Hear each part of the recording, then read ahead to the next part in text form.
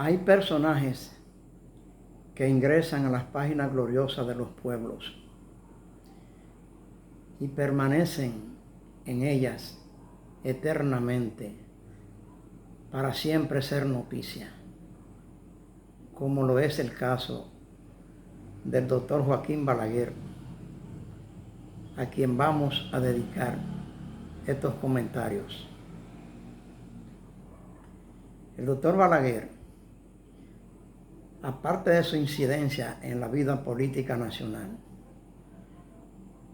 fue un político muy sagaz, de una sapiencia extraordinaria. Se manejó con tanta astucia que se inventó cosas que en realidad pusieron toda la población a calificar su capacidad política. En Venezuela, como le consta a la comunidad internacional, Trujillo preparó el asesinato del presidente venezolano Rómulo Betancourt. Ese acontecimiento no se llevó a cabo en su totalidad, pero no obstante eso, hubo un atentado que casi le costó la vida al presidente Betancourt. Allí, a Venezuela, fueron enviados testaferros del gobierno de Trujillo, muy sanguinarios,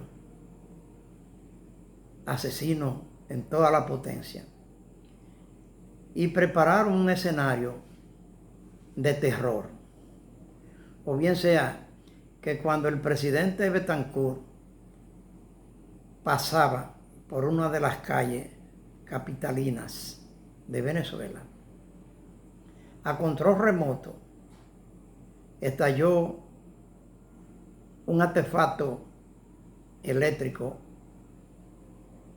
terrorista en el momento que pasaba Betancourt, y su automóvil no quedó hecho pedazos, pero sufrió destrozos enormes, y por consiguiente el presidente Betancourt sufrió daños terribles. Esos daños casi le costaron la vida. Tuvieron que internarlo y hacer lo indecible para devolverle su integridad física. Cuando sucedió ese acontecimiento criminal, la Organización de Estados Americanos, la OEA, como consecuencia de ese hecho, le impuso una sanción a la República Dominicana en el gobierno de Trujillo, porque sabían que fue el autor que mandó a asesinar al presidente Betancourt. Después de eso, cuando se produce el ajusticiamiento de Trujillo en este país, o bien sea que Trujillo ya físicamente deja de hacer daño, entonces queda el doctor Balaguer al frente de la cosa pública. Pero pesaban sobre el país las sanciones que impuso la OEA. Y Balaguer se la ingenió para ver de qué manera podía conseguir que esas sanciones quedaran sin efecto, que la OEA la suspendiera o la quitara o la perdonara, la condonara. Él se ingenió todo lo que pudo surcar por su pensamiento para lograr lo que buscaba.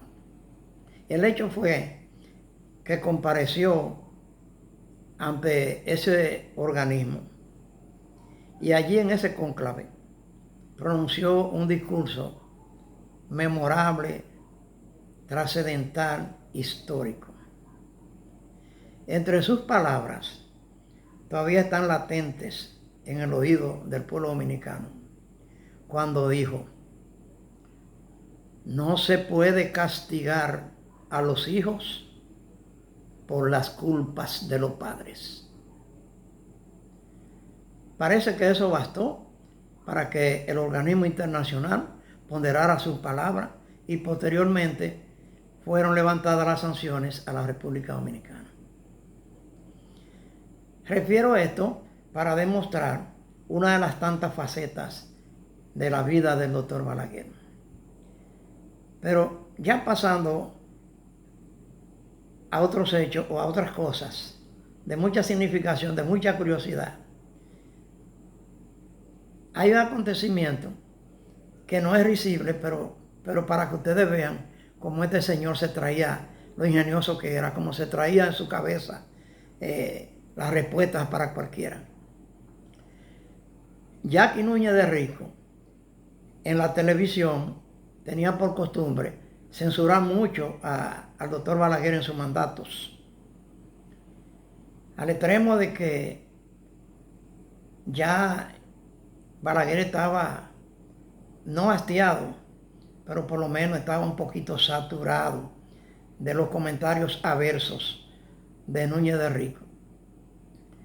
Y tomó la decisión de nombrarlo gobernador en el Aeropuerto Internacional de las Américas. Cuando eso sucedió, porque a los hombres les gusta que lo designen en puestos importantes, renuncian a todo y les gusta congraciarse con el poder y más llegar a ser jefe. El hecho es que ya en ejercicio Jackie Núñez de Rico pues estaba compartiendo con el gobierno y por ende visitaba asiduamente hasta el presidente Balaguer. El hecho es que el nombramiento de Jackie Núñez de Rico produjo un disgusto en la población y fueron muchas las personas que expresaron su desacuerdo con esa designación. ¿Qué ocurrió? Un día cualquiera, la hermana de Balaguer, doña Emma Balaguer, lo aborda. Ella le decía Elito y le pone las manos en el hombro y le dice: Elito, el pueblo está muy inconforme contigo porque tú nombraste a un enemigo tuyo en el aeropuerto gobernador. Él se queda de meticuloso y le dice: Emma, con ese nombramiento yo estoy apagando un radio. Oiga la cosa, oiga la mentalidad de ese señor, era extraordinaria. Y así siguen pasando las cosas. En otra ocasión, el ex general Elías Wessing, que era su adversario político, objetó una postulación o una repostulación de nuevo a la reelección y le dijo que al pueblo dominicano, le dijo Wessing que Balaguer no estaba apto para gobernar porque estaba ciego y sordo. Y Balaguer presuroso le contestó: yo no voy al Palacio Nacional a ensartar agujas.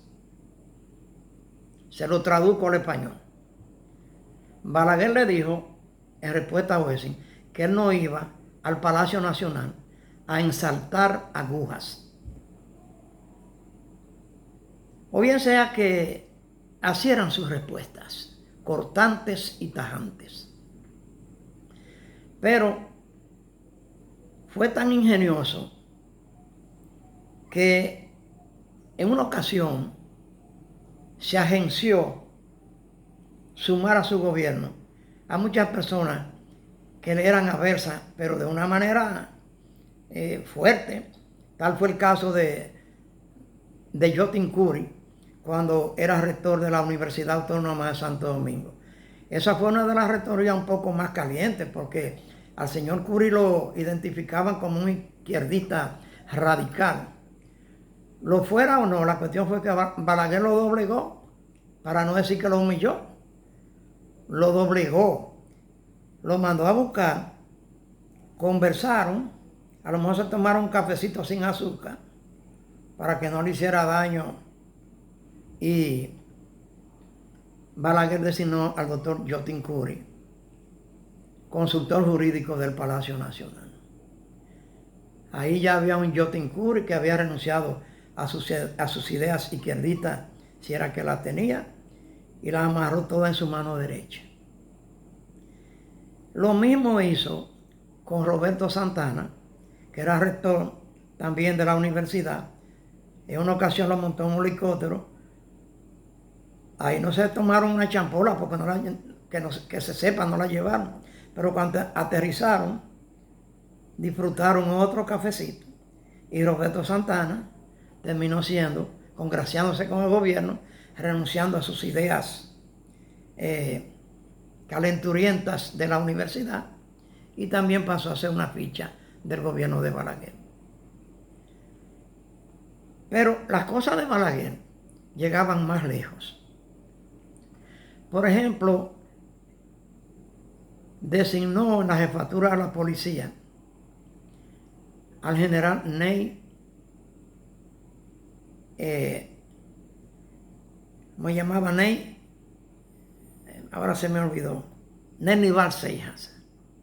Y en el Ejército Nacional puso, como entonces eran secretarios de las Fuerzas Armadas, puso a general Enrique Pérez y Pérez. ¿Qué ocurre? Que ambos eran dos militares opuestos. Ninguno comulgaba con el otro. Entonces,